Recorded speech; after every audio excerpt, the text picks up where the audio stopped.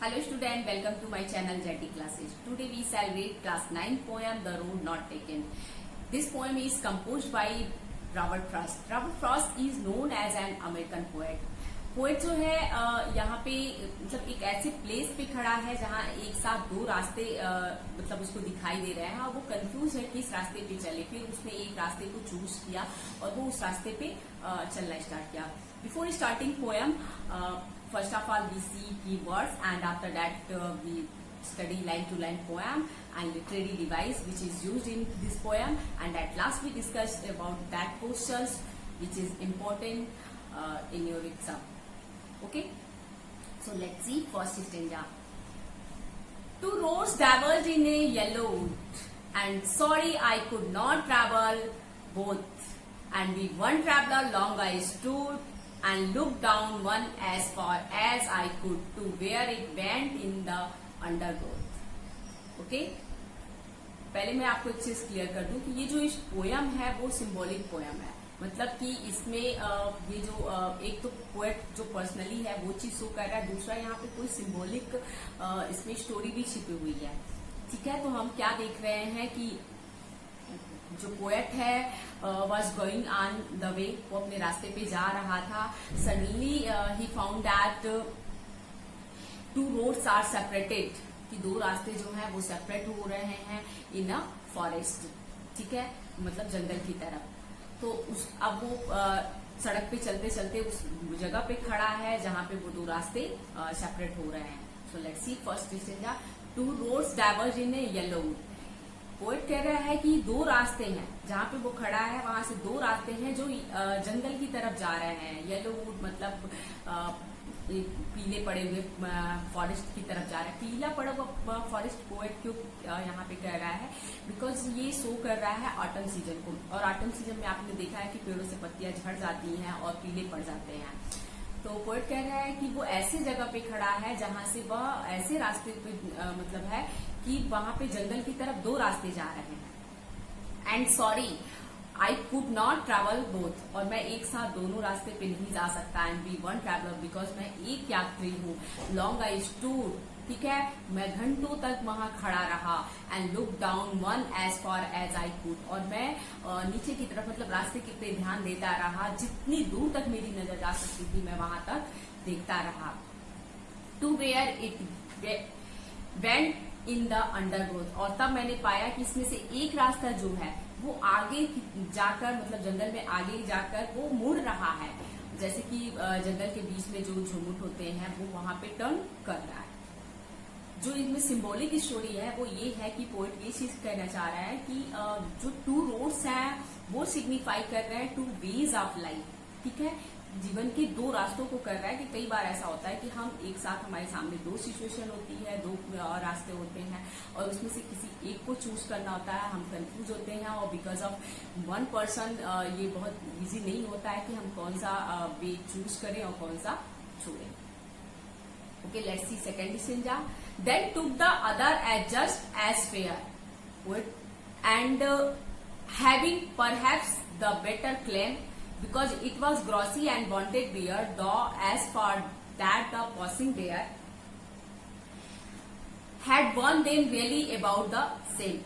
Poet कह रहा है कि then took the other as just as fair, तब मुझे लगा कि ये दोनों रास्ते जो मतलब जो दूसरा वाला, पहले रास्ते को तो उसने देखा कि जो सड़क पे मतलब जो जंगल की तरफ आगे जा रहा है और वो फिर आगे बढ़कर कहीं मुड़ रहा है।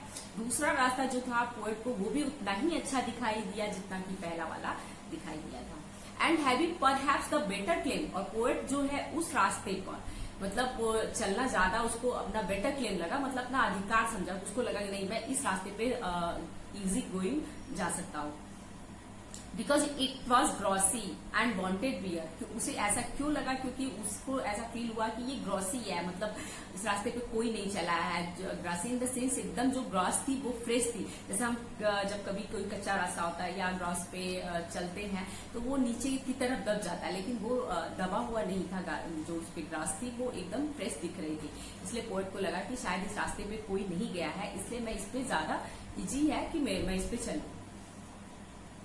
तो as for that the passing there, और जब मैं उस रास्ते पे चला, कुछ दूर आगे गया, had one them really about the same, तो मुझे लगा कि दोनों रास्ते सेम है।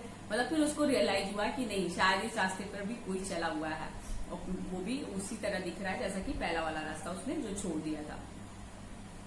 इट मीन्स जो पोएट है वो ये चीज कह रहा है कि उसके सामने दो मतलब रास्ते थे जीवन के, और जिसमें से उसने जैसे किसी एक रास्ते को चूज किया, और पहले उसको लगा कि ये बेटर है, लेकिन बाद में उसको रियलाइज होता है कि नहीं, ये भी जो मैंने मतलब रास्ता छोड़ दिया ये भी उसी की तरह दिखाई दे रहा है। Okay, let's see third stanza.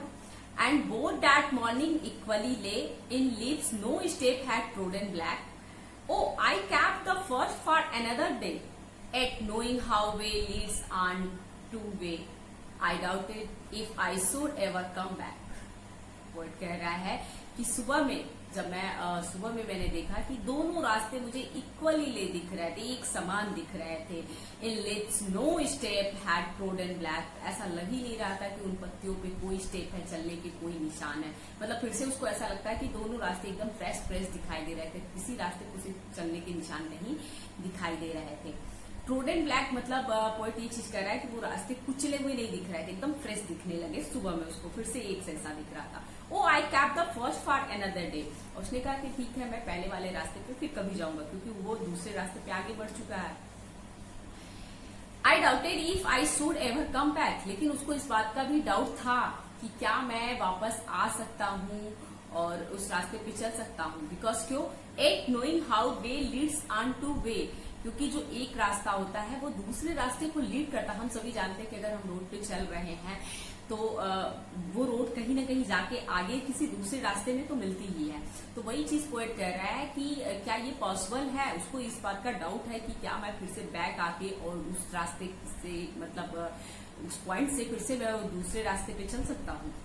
शायद उसको इस बात का कंफ्यूजन। इट मीन जो सिंबॉलिक स्टोरी है वो ये कह रहा है कि जब हम किसी लाइफ में कोई जो रास्ता चूज करना होता है अपने करियर को लेके या किसी और डिसीजन को लेके, तो जब हम आगे बढ़ जाते हैं तो ये इजी नहीं होता है कि फिर से हम उस रास्ते बैक आए अपनी जिंदगी में और फिर से अपनी जिंदगी को उस नए सिरे से शुरू करें।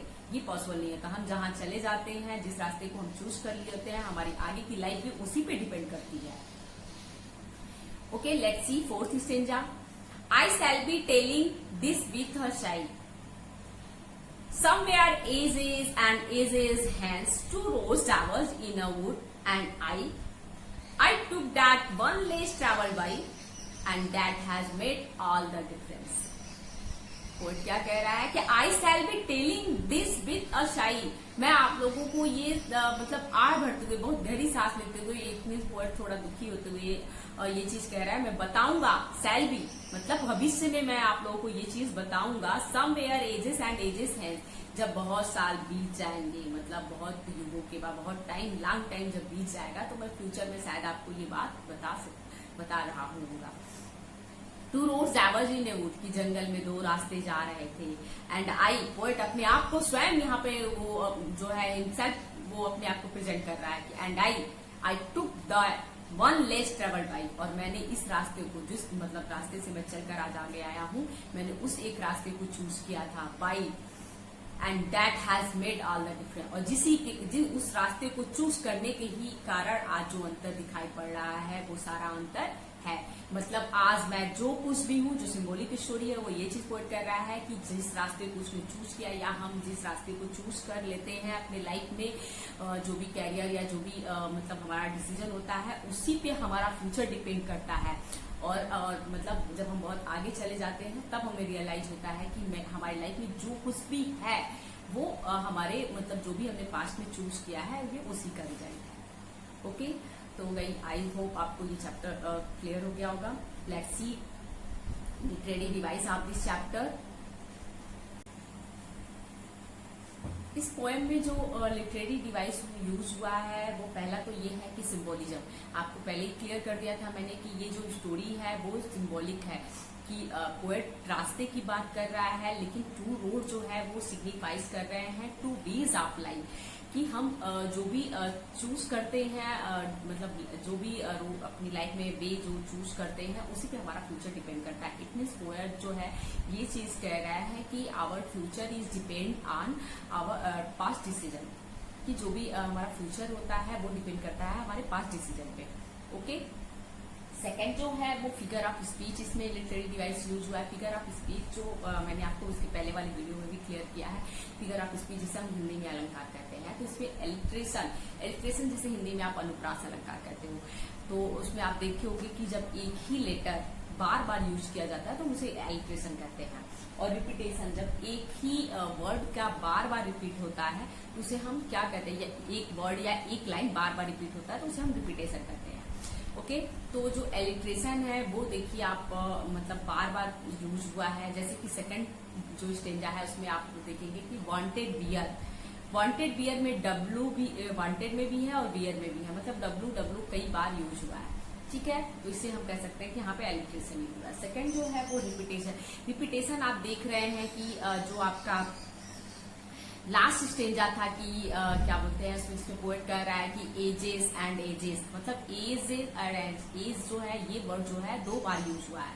ठीक है, इसी तरह हम देखते हैं कि एक जो लाइन है to roads diverge in a yellow, ये लाइन भी आपका फर्स्ट स्टेंजा में भी यूज हुआ है एंड ये लाइन जो है आपका लास्ट स्टेंजा में भी यूज हुआ है। तो यहाँ पे ये क्या बोलते हैं रिपीटेशन है। अब राइम स्कीम हम देखते हैं इस पोएम की क्या है। राइम स्कीम जिसे आप हिंदी में तुकबंदी कहते हो, राइम स्कीम मतलब जो लास्ट के जो वर्ड होते हैं जिनका सिलेबस जो मैच करता है उसको हम राइम स्कीम कहते हैं। तो वो यूज इस पोएम में यूज हुआ है A B A. Okay, let's see first question of this chapter. Which road did the poet take and why, किस रास्ते को पोएट ने चूज किया और क्यों चूज किया। तो आंसर आप ऐसे दे सकते हैं, the poet stood for a moments to examine and choose one of the roads. He took the second road as it looked grassy and wanted beer, both the same. Okay? And second question जो है वो ये है कि what shall the poet be telling with a sigh, कि future में poet क्या जो है मतलब साई डीप ब्रेथ लेते हुए आह भरते हुए क्या कहना चाहेगा। तो वो ये चीज है कि मतलब जो ये विद अ साई ये जो वर्ड है वो ये शो कर रहा है, it shows that the poet is not happy with the choice he had made, जो उसने रास्ता चूज किया है वो उससे खुश नहीं है। एंड एट लास्ट क्वेश्चन के रूप में आ सकता है central idea of the poem. So guys, video को लाइक शेयर और सब्सक्राइब करना मत भूलिए। Keep watching, keep learning. Thank you.